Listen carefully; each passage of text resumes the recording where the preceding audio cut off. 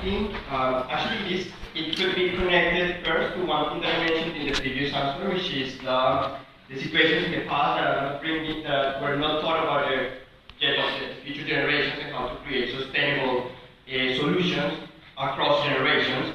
Definitely the way that governments are cooperating among each other and within their own countries as well are not really bringing policies that are making sure that equality distribution is happening within them. So that would be something that is happening with the governments. I think that ISEC can play a role in which. So ISEC is uniting youth around the world, and we are raising our voice towards it. So if youth can raise voice towards what government should do to tackle poverty, plus we can create a network of specific solutions, because when we create a project, we are creating specific solutions. For example, empowering them to give them tools on how to create their own business and these kind of projects that I said we actually create in every single reality. Because the reason for poverty can be different in every single region, and ISEC can adapt to each reality because of the nature that we have. So I think that would be the role that ISEC plays, and I think that not thinking of sustainable development since the very past is one of the root causes of it. I definitely agree that history has a giant influence, but I think it's about as well accessibility, because there is no region which is actually lacking the resources, but there is many regions which actually lack information about them and actually being owning those resources within their own regions. And it comes down to selfishness of human beings, how some certain economies want to just get more and more, they are never satisfied, and other economies are just working on them and never catch up because of the lack of information which they have and lack of accessibility which is currently the world. So I come from a continent with most of the poorest countries, and I live in a place where you can see a lot of poor people. One particular thing I've seen is, if you talk about Africa, Africa has 50% of the most fertile lands in the whole world. But yet we produce less of people to supply food to the whole world. Why? Because people are not equipped to be able to produce to feed themselves, other than having to feed people out of their own continent. So for me, and I also see a lot of selfishness, as Kasha was saying, especially from the political leadership.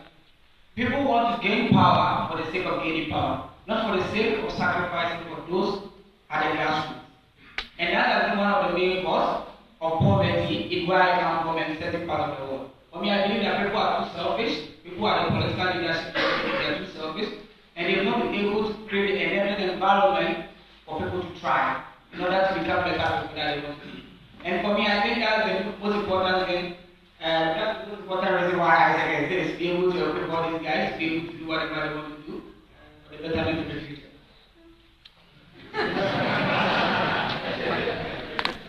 So, first of all, as of now, we already have resources that are needed in order to end extreme poverty in the world. But the thing is that those resources are in the hands of certain percent of people who possess them and do not allow to end the extreme poverty. And my question comes to what are the values that those people possess and which is the environment that those people grew up. So the point is on how can we allow young people today to live in an environment with the needed values in order for them to become this percent of people who will distribute those resources equally in order to find a solution for extreme poverty. So yeah, poverty is a vicious cycle. But I agree with what everyone says about it. There are a lot of reasons why poverty is so deeply rooted in the world right now. But I think the reason why poverty still remains a conversation is because, well, it's about the poor man's mentality. It's just that. And when a poor person looks at themselves like, I don't have access to resources, I don't have the education, I don't have the money, I don't have work, I have to work for someone, that is poverty in your mind. And I think once you start changing the way you think, you can start getting away from the situation that you are in. And obviously, then you need to look into the education, you need to provide that to them, you look into giving them access to resources, but then most importantly, it's the poor man's mentality that is changing.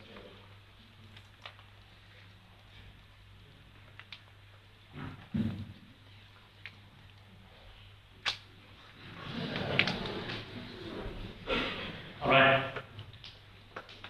first question of the question is what is it?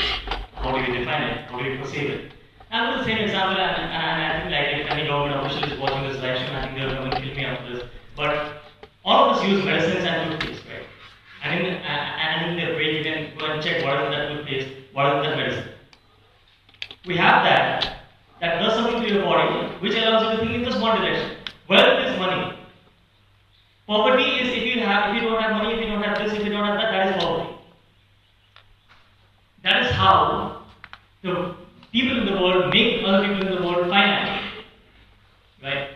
The first thing, again, allow, okay, this poverty, it's fine. Let this allow it, and let that energy just pass through. It's fine. Now see, okay, what can we do about it? How can we use it to our advantage first? Then what else can happen to it? Right? And just a fun fact, stop using that toothpaste and then allow them to do so. Okay, so I think that the question what is poverty would be as well good and spread awareness about that. But I think that to go more into direction what ISEC can do about that. We know that we started this year cooperation a few years back, but this year is bigger with United Nations, and there's a lot of agencies and missions that are working for poverty. We know that the first goal is to build poverty, and I think that we could really easily work in the two directions. First one, spreading awareness. Second, doing projects together, for example, with the United Nations Development Program or with like any other missions that are taking care of this goal. So that's first step. Because I think that when you're looking at the people who are taking care of our countries and territories and government, I'm sorry, but I think that there's a lot of beautiful words coming from them, but there's not that much action, and that's a role that ICE can play, that put those words into action and engage youth through working with United Nations at first, as we committed to do so for the global goals till 2030. So I think that will be something that will happen. Next question. What are the major environmental challenges facing your generation? And what do you think ISEC might be doing about the environmental challenges?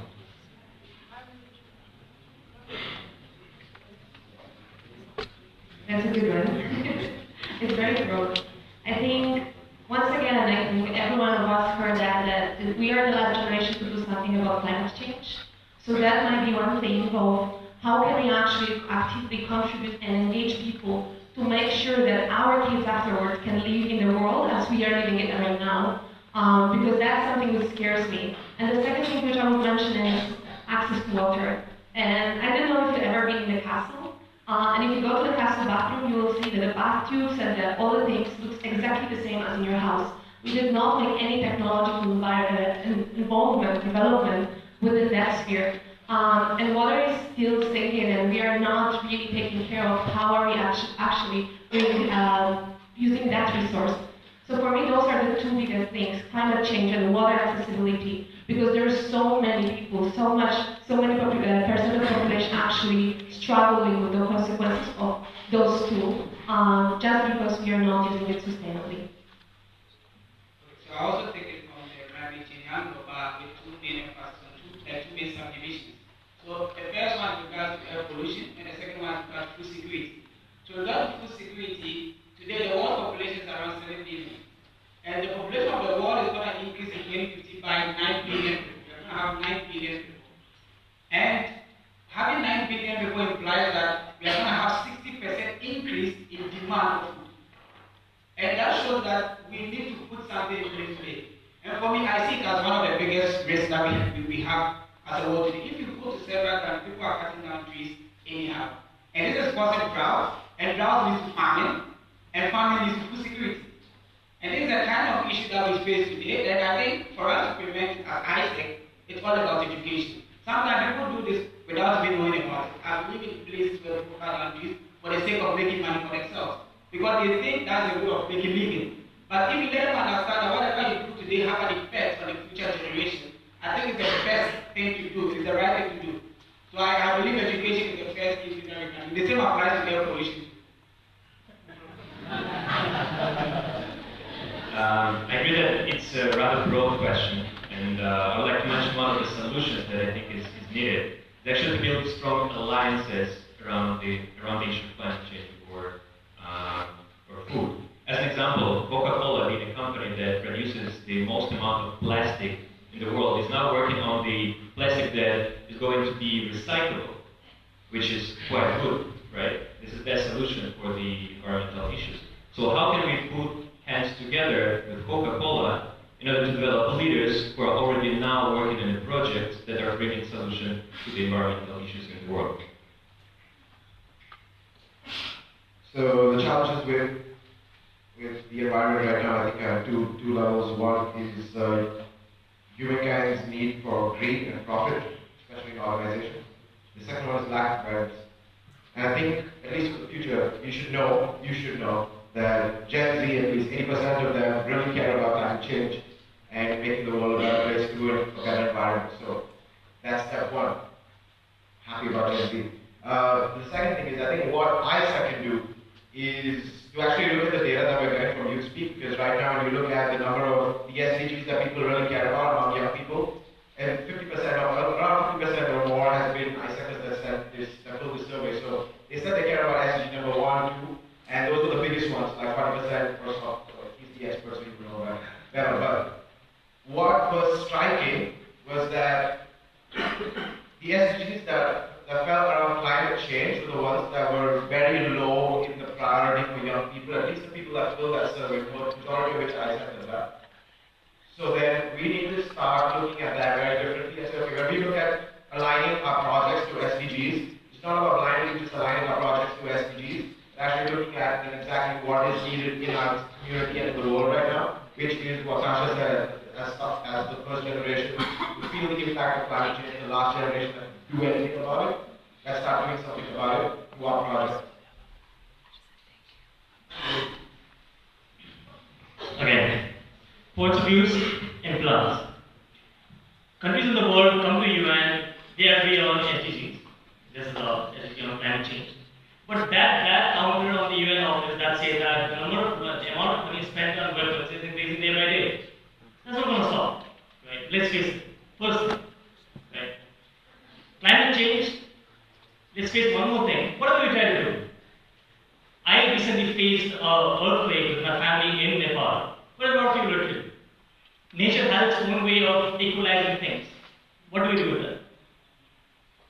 How can we control that? It's a reality. It's the way it is. It'll fix itself. Too much of conversation. I'm really not getting the point of this because there's too much of conversations. Human civilization has become commentator of things. For example, when Lionel Messi hits the ball into the net, he does not think which angle, which wind direction he hits it. He just hits it. But there are 1 million commentators back home saying that he hit with this angle, like it went like this, and it went like this. I don't get the point of this. It is the way it is. It's fine. Just it is the way it is. Just see the reality. See how we can use it. See how it can get better. And see what else can happen here. That's it. Okay. So after all the interaction, something bad. I've been thinking of recent events, especially what happened with the life underwater in Wales. I think that a lot of you saw the things that were happening, especially like in Europe. And I think that's something that we don't know much about, especially like Isaac is not taking care about those issues much. But I think that at the end of the day, it's coming to the point of the social responsibility and of all of those corporations that are working and doing something that we have no idea about, and it's causing an effect that like the animals are dying, and I think that's something that at the end of the day is all about leadership and what we can do that the future generations will not do the same for nature, because like Alex said, we cannot do much about nature because it's there, and I don't think so that humankind should interfere much. But I think that people what can do are to prevent those things and have more responsibility for the world to do not cause those things. So just not a big differently. Yeah, thank you very much. I think we were all expecting this question because this is such an important topic. Based on the Sustainable Development Agenda that not only includes the adoption of the SDGs, but actually includes the resolution of climate change that was signed in Paris by 195 countries in that moment, with that put all governments together to have a plan to act until 2020 and with a goal of keeping the global warming below 2 degrees. So this is just a context of how how every stakeholder and through cross-sector collaboration, we should all focus on creating solutions for that. And I do think that humanity can bring specific solutions for that. It's just not a matter of letting see what happens there. So I do think that academia has a specific role there in the awareness that people need to have in order to care about the climate change. I do think that entrepreneurship should focus on innovation, in bringing innovative solutions for the kind of examples that Kasia was giving for when many communities need access, for example, to clean water, and if we can innovate solutions towards that, that could definitely happen. But also government needs to policies or projects and Sorry, they all have us. They always love to just can't go on. Now, your turn. Take 2 minutes. Agenda 2030 is supposed to be an integrated agenda, looking at the world as a complex system, leaving no one behind. What needs to change in government, in academia, in the private sector, to take a more integrated approach, getting away from the silos it's now? I think the answer is SDG number 17, which is partnership for the goals. Because I believe that every single stakeholder in society have a role to play in achieving the Agenda 2030. Because education institutions have a role to play, government have a role to play. But the bottom line is, such stakeholders need to come together around a discussion table to define within their various countries and exactly what they want to do to address various goals. For me, I don't believe that every single country should focus on all the goals. So look at your priorities, sit on the discussion table, divide the responsibilities, invest resources, and make it happen.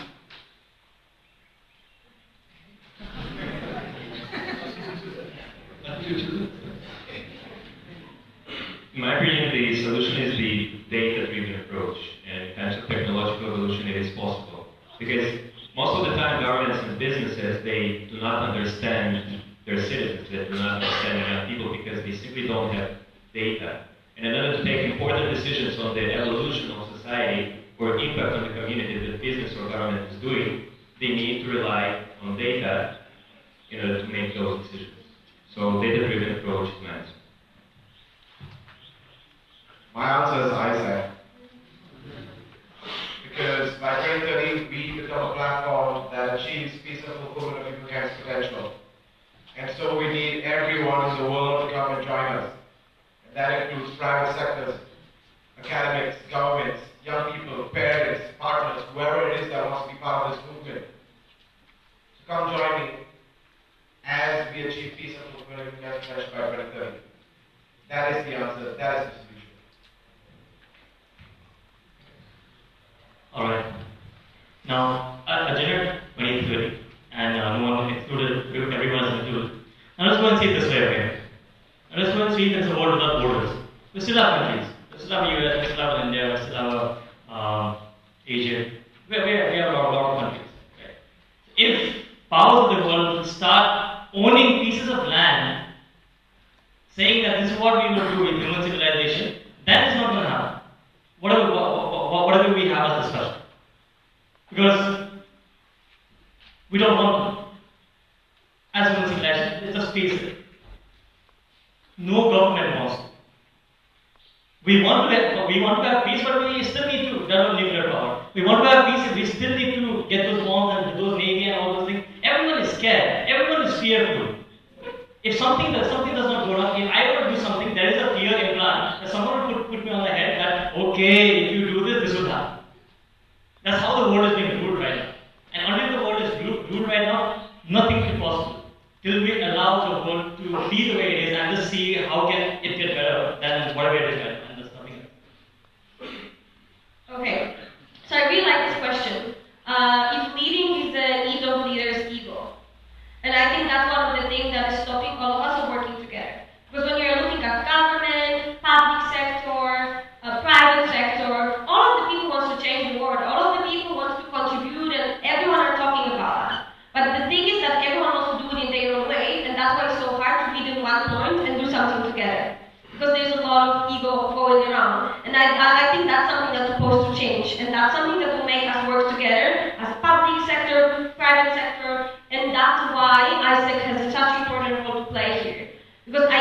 that all of us, especially that most of our work is based on voluntarily, we are here because we are selfless and our intentions are pure in changing the world. So that's why we need to voice our opinion and show, especially to our governments, and that's something that your hands guys as MTPs, that we can work together, because ego shouldn't play a major role in leadership, and I think that now it's playing in many places.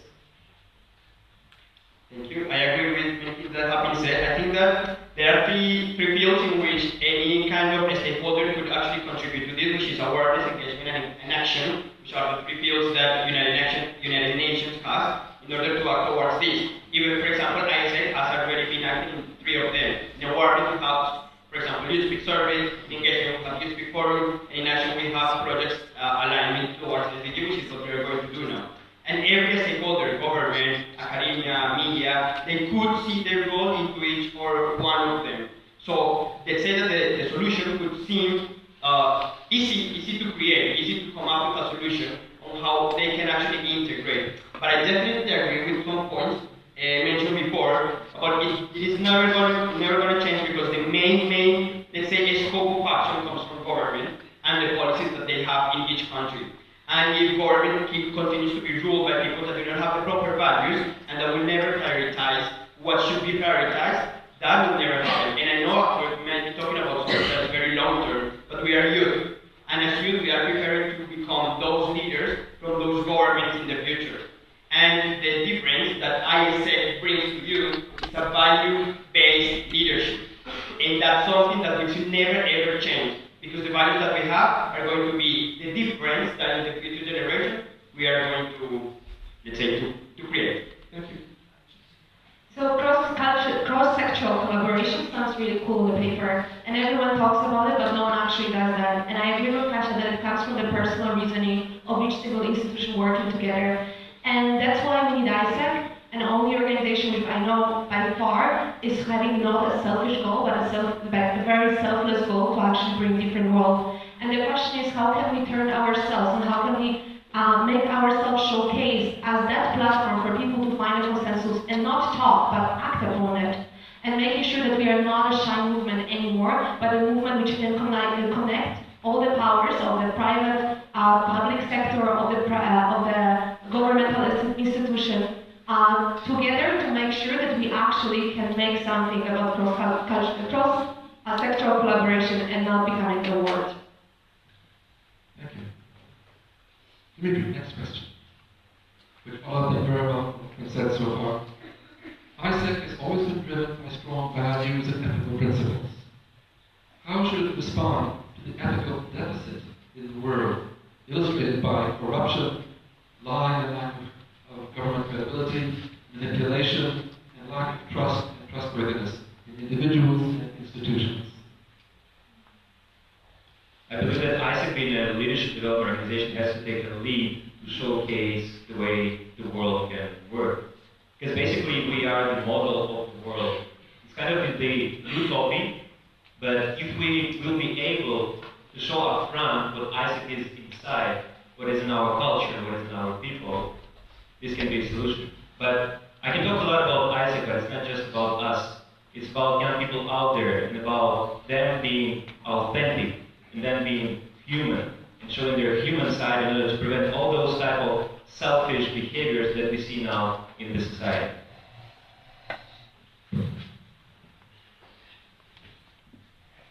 So, yeah, I agree with the statement. Yes, there is a lot of problems in the world when it comes to ethical leadership, unethical leadership. And I think ISEC as an organization can be a solution towards developing ethical and responsible leadership. That's something that we want to do, and it's part of our statements in the past as well. But in order for ISEC to actually be a solution for that in the world, I think we need to first understand it a little better and try to put the development of leadership back into the organization and understand what will actually take to systematically put into place value cultivation through our programs and when we engage with people. So actively design that because we need to learn more about that if we actually really have to put values back in the world through our programs. And the same thing with leadership policies as well. So actively understand what leadership development means. Put that into our programs, and our programs will be